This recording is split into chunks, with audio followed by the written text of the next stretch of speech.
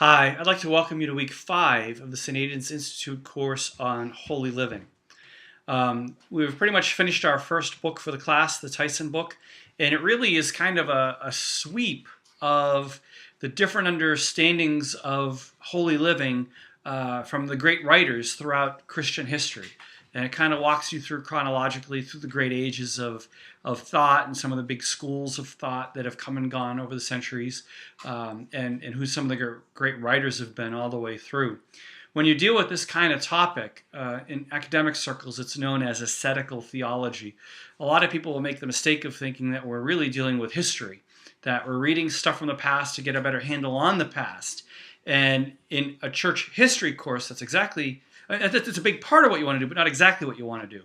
In ascetical theology, it's not at all what you want to do. When we're trying to understand holy living, we're looking at writers from the past, not to see what they thought of these things in the past, but rather to get a feel for how different people have seen the task of holy living and how it functions and what it looks like.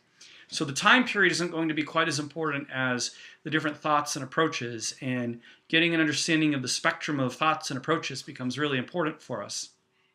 For the rest of the class, we're going to look at a subset of thought, and it's going to be a subset of thought that has occurred within the British Isles, and primarily for the last 1,000 years, more specifically the last 500 years. So as we look at English spirituality with Martin Thornton, you're going to spend the first part of the book just getting a feel for what his argument is, what his understanding of holy living is, and then you'll see in the rest of the book as he works his way through presenting different English authors that have lived throughout time and how they approach it and how they see it. So Thornton makes a very specific argument. In the end, you may conclude that you agree with it, it's wonderful and it all makes sense, or you may conclude that it's kind of off and kind of weird and not really a major contributor to the way you understand Anglicanism today. So you can conclude whatever you want about Thornton. It won't hurt my feelings either way, but I do want you to have a feel for the case he's making. And the case that he's making is that English spirituality has a very unique character to it that is different from what Roman Catholics practice, what Protestants practice. And it's not because we chose a different path in the English Reformation. It's the other way around, that the spirituality of the English people led them to a different path in the English Reformation from the Protestants or the Roman Catholics. And it's going to take them a while to completely make that case. So this week and next, you'll start to really see what that case is. And the biggest part of it for him is going to be that English spirituality is very, very Benedictine.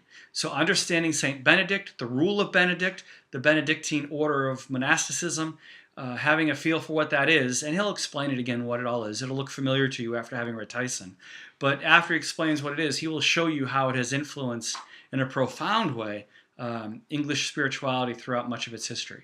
So, but to start with our first readings for this week, Thornton maps out what are the problems of our age. And when he says our age, what he's really referring to is 1960s England. But I don't think many of these problems have changed in a fundamental way. I think what they were facing then is pretty much what we're facing now.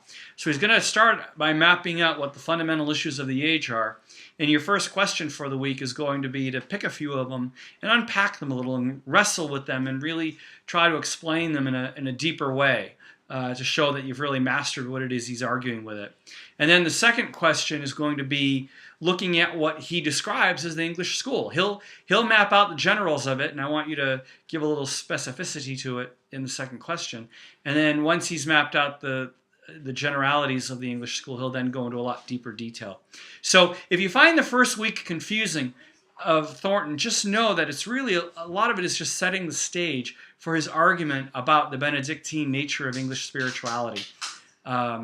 And if you have confusion, bring it up in the classroom, email me, call me, whatever, and I can help you with some of the questions you may have.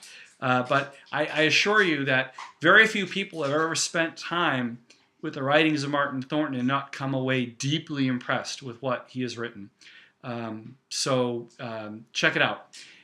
If you're a big Facebook user, and I think all three of you are, you'll want to do a search on Martin Thornton. There's a group out there that publishes or copies regularly quotes of his that are really cool, really, really good things. So you might want to check that out and like it so that you can, on a fairly regular basis, get Thornton quotes. All right, so that's it. Oh, and you'll have a video this week also about Benedictine spirituality. That will also serve as a very good reminder of what the Benedictine ethos is that Thornton is going to plug into. So make sure you watch that extra video before you really get cracking on Thornton, because it's going to be really helpful to you. All right, have a great week. I will see you in the classroom, and God bless you.